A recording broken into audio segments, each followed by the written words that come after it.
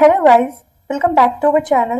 So today we discuss about DSA with Java सीखने का fastest तरीके के बारे में। ये वीडियो बिगनर फ्रेंडली है, विजुअल है और step by step road map follow करेगी। Okay, so why DSA with Java, मतलब हम क्यों ही चूज करेंगे DSA विद जावा को, कोई और लैंग्वेज भी चूज कर सकते हैं, तो DSA with Java he choose क्यों करें। सबसे पहले हम समझते हैं डीएसए विद जावा क्यों इंपॉर्टेंट है। देखिए, डीएसए आपका लॉजिक स्ट्रॉन्ग करता है, प्लेसमेंट और इंटरव्यू के लिए रिक्वायर्ड होता है। देखो, आजकल जिसने डीएसए सीख ली है वो बहुत पावरफुल है एंड उसके पास ज्यादा एलपीए की जॉब लग सकती है। और जावा के साथ डीएसए का कॉम्बिनेशन आपको एक स्ट्रॉन्ग प्रोग्रामर बनाता है। ये तो क्लियर हो गया होगा आपको कि DSA with Java he choose क्यों करें।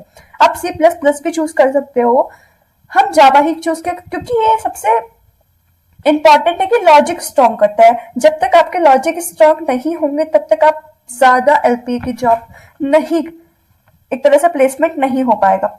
ओके, अब आता है हमारा रूल नंबर 1 के बारे में। रूल नंबर 1 जो हमारा कहता है कि सबसे इंपॉर्टेंट रूल याद रखो, जावा मास्टर होने का वेट मत करो। अगर आप ये सोचते हो कि हम जावा में मास्टर हो जाएंगे देन हम आगे चीज सीखेंगे, तो ऐसा नहीं हो सकता है, वो कभी भी नहीं हो सकता है। डीएसए के लिए सिर्फ बेसिक जावा ही काफी होती है, ऐसा नहीं कि बहुत एडवांस आप सीखो, ऐसा कुछ नहीं होता है। जब तक आप सिंपल आपको बेसिक आती होगी तभी भी आप सीख डीएसए स्टार्ट कर लो। ठीक है, लैंग्वेज पर फोकस कम करो और लॉजिक पर ज्यादा फोकस करो। ठीक है, लोग क्या करते हैं, लैंग्वेज पहले अच्छे से समझते हैं, देन आप लोग क्या करते हो कि लॉजिक बिल्ड्स करते हो। देखिए, उसमें ज्यादा टाइम वेस्ट होता है। आजकल किसी के पास इतना टाइम नहीं है कि वो ज्यादा इन्वेस्ट करें। देखिए, इन्वेस्ट वहां पे करो, आपको जावा मोस्टली थोड़ी आनी चाहिए, मतलब उसके बेसिक्स क्लियर होने चाहिए कि आप वो जावा की लैंग्वेज है क्या, उसमें क्या क्या चीजें रिक्वायर्ड है। ओके, बस इतना ही आपको आना चाहिए। और आपको किस पे फोकस करना है, आपको लॉजिक पर ज्यादा से ज्यादा फोकस करना है। ओके, ये क्लियर हो गया आपको। अब हमारा नेक्स्ट आता है फाउंडेशन।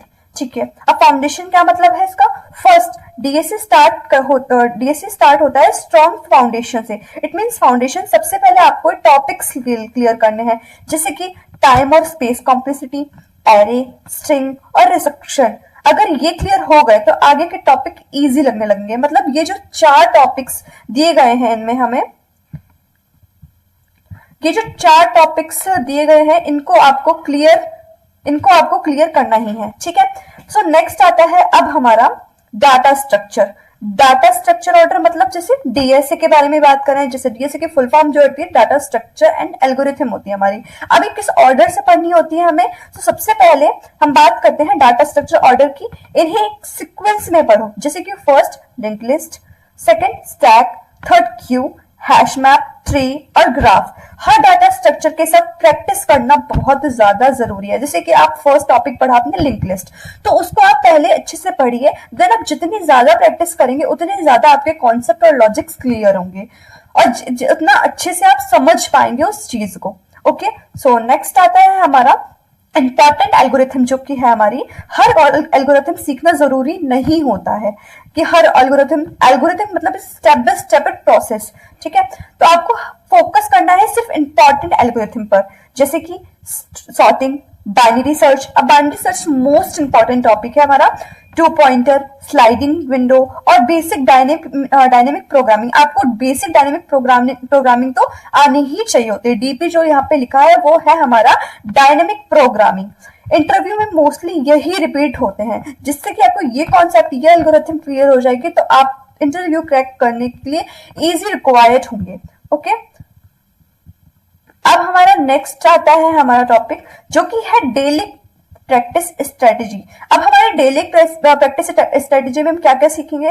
देखिए, डेली प्रैक्टिस करने के लिए एक सिंपल स्ट्रेटेजी फॉलो करें आप, जो कि है एक टाइम पर सिर्फ एक ही कॉन्सेप्ट उठाओ। जैसे कि आपने लिंक लिस्ट उठाया तो उस लिंक लिस्ट को पढ़ो अच्छे से, देन उस पर जितनी ज्यादा प्रैक्टिस कर सकते हो उतना ही आपका माइंड क्लियर होगा, उतने ही लॉजिक्स आपके बिल्ड होंगे।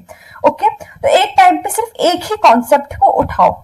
3 इजी क्वेश्चन सॉल्व करो, मतलब कि इजी, फर्स्ट आप हार्ड पे मत जाओ, आप नहीं कर पा रहे हो हार्ड, सबसे पहले आप इजी को पकड़ो। ठीक है, इजी क्वेश्चन से स्टार्ट करो, देन आप धीरे धीरे स्टेप बाय स्टेप आगे बढ़ो और क्वेश्चन को सॉल्व करना सीखो। नहीं हो पा रहा है, एक बार नहीं होगा, दो बार नहीं होगा, बट नेक्स्ट टाइम आपके सारे कॉन्सेप्ट एंड लॉजिक्स जो है आपके वो क्लियर हो जाएंगे।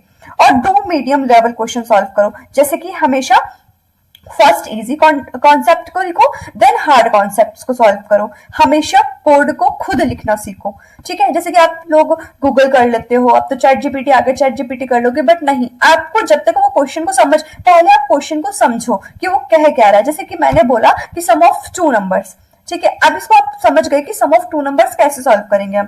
सम ऑफ टू नंबर्स के लिए हमने इनपुट लेना है ए एंड बी और उसको सम करवाना है। तो आपने वो किसमें अपने खुद माइंड में समझा, देन आप किस में वर्क करोगे, कोड कैसे लिखना है, सब फिर कोड लिखो। ऐसे धीरे धीरे करके एक स्टेप बाय स्टेप में चलेंगे तो आपके सारे लॉजिक्स भी क्लियर होंगे, आपके सारे जो डाउट्स है वो भी क्लियर होते चलेंगे। ओके, इससे क्या आएगा, आपको कॉन्फिडेंस आएगा और आप सारे क्वेश्चन को इजीली सॉल्व कर पाएंगे, ठीक है।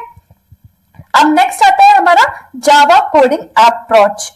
मतलब जावा में डीएसए करते वक्त कलेक्शन का यूज सीखना बहुत ज्यादा ही इंपॉर्टेंट है, जैसे कि एरे लिस्ट, हैश मैपअप और स्टैक कोड क्लीन लिखो। एरे लिस्ट, हैश मैप और स्टैक कोड अभी आपको नहीं पता होगा, ये मैं आगे जब वीडियो डालूंगी तो आपको उसमें क्लियर होगा कि मैं कहना क्या चाहती हूँ और किस बारे में, किस टॉपिक से रिलेटेड मैं कह रही हूँ। आगे मैं आपको day 1 day 2 Java with DSA आपका हर एक वीडियो में क्लियर होगा। और जो बच्चे न्यू हैं, जिन्होंने न्यू एडमिशंस लिया है, और वो उनके लिए बहुत ज्यादा बेस्ट होगा इन वीडियो को क्लियर करने के लिए, ठीक है। और हर लाइन का मीनिंग समझने की कोशिश करो, ठीक है। Understand every line. आपको नहीं समझ आएगा, आप थोड़ा ध्यान से पढ़ो उस क्वेश्चन को, गूगल से समझो, चैट जीपीटी, देन उस पर वर्क करो, ओके, तो आपको समझ आएगा। देन आता है हमारा फास्टेस्ट टाइमलाइन। इसका मतलब अगर आप डेली कंसिस्टेंटली पढ़ते हो तो 30 से 40 दिन में आप डीएसए फाउंडेशन स्ट्रांग हो जाता है। ऐसा नहीं कि सबको लगता है कि हमारा 2 मंथ 3 मंथ, ये सब के अगर आप कंसिस्टेंसी से पढ़ रहे हो तो 30 से 40 डेज में आपके डीएसए विद जावा आपकी पूरी क्लियर हो जाएगी, आपका डीएसए स्ट्रांग हो जाता है और 60 से 90 डेज में आपके इंटरव्यू लेवल तक पहुंच सकते हो।